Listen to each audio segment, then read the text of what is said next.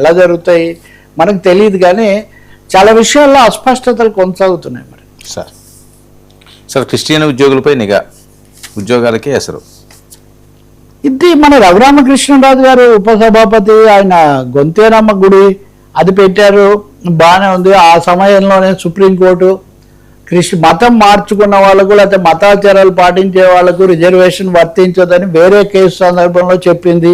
అది చెప్పిన తర్వాత రఘురామకృష్ణరాజు గారు దాని మీద ఇక్కడ తను ఆకివీడులో గుడి వర్సెస్ గుడి, చర్చి అనడానికి లేదు, గుడి వర్సెస్ గుడి అని చేస్తున్న దానికి దీన్ని కూడా ఆయన జోడించారు. ఇప్పుడు ఆ గుడి నేలమట్టం చేశారు, తర్వాత అది కోర్టు దాకా వెళ్ళింది. ఆ సమస్య అట్లా ఉంది. ఇంత లోపల ఈ చర్చీలకు సంబంధించి కూడా ఇవన్నీ అనధికార చర్చీలు, ఈ చర్చిల్లో మైకులు వాడకూడదు అని ఆయన లేఖ రాశారు. లేఖ రాసి ఇప్పుడు మసీదుల్లో చర్చిల్లో ఈ మైకులు వాడట్లా.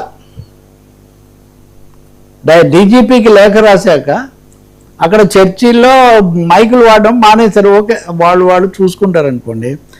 ఇది గుడి దగ్గర మొదలైన వివాదము రిజర్వేషన్ల దాకా వచ్చి ఇంకా అంతకంటే పెద్దది ఆయన తెలుగు వీరులు ఎవరని ఒక సంస్థ పెట్టించారు.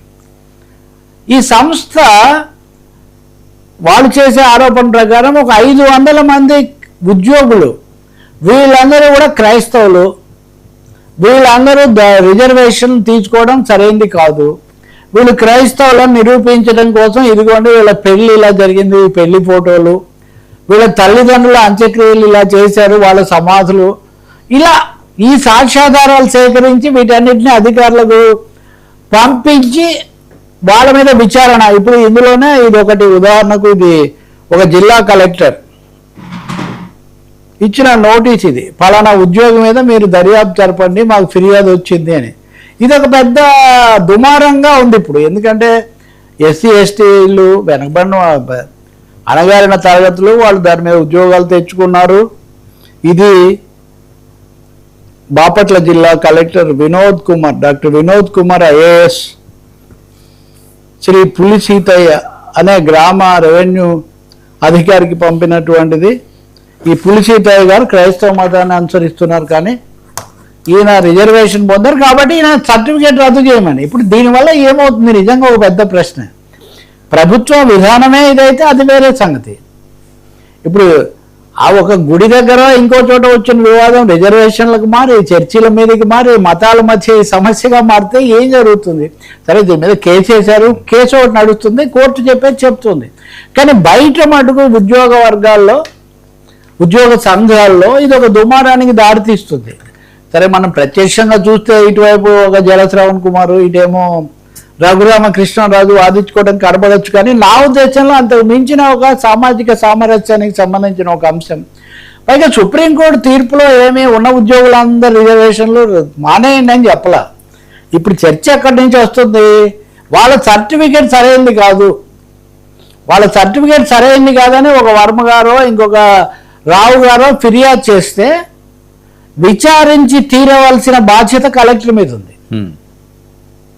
కాబట్టి ఇది ఒక పెద్ద సామాజిక సమస్య. నా ఉద్దేశంలో కూటమి 2 ఏళ్ల ఉత్సవం కూడా జరుపుకుంటుంది కాబట్టి, అన్ని తరగతులకు ప్రతినిధిగా ఉంది కాబట్టి, ఏ తరగతిలో కూడా ఇటువంటి ఒక అలజడి అశాంతి రాకుండా చూడాల్సిన ఒక అవసరం ఉంది. రెండోది, ప్రార్థనా మందిరాల్లో ఏ ప్రార్థనా మందిరాల్లో ఏం చేస్తున్నారు అన్న దాని మీద అదే పనిగా చొరబడిపోయి ఒకరి మీద ఒకరు నిఘా వేసి ఆఖరికి సమాధుల దగ్గరికి వెళ్ళి ఈ సమాధులు ఎలా కట్టారు, సమాధుల మీద ఏం రాశారు, ఈ సమాధుల వేట, ఆలయాల వేట బొత్తిగా అనవసరం అనిపిస్తుంది నాకైతే మటుకు. దీనికి ఒక హేతుబద్ధమైన పరిష్కారం ప్రభుత్వమే న్యాయ వ్యవస్థ దగ్గర తీసుకొని దాని ప్రకారం చేయొచ్చు. మూడవది, ఉన్నవాళ్ళు ఎవరి జీవితాలను కానీ సమాజాన్ని కానీ ఒక అశాంతికి గురి చేయటం మటుకు వాంఛనీయం కాదు.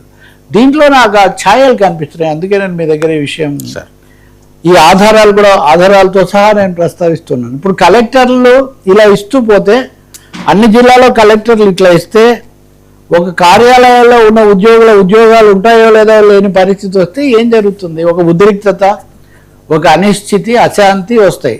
దాని పర్యవసానాలు నష్టదాయకంగా ఉంటాయి. సార్ పాక్షిక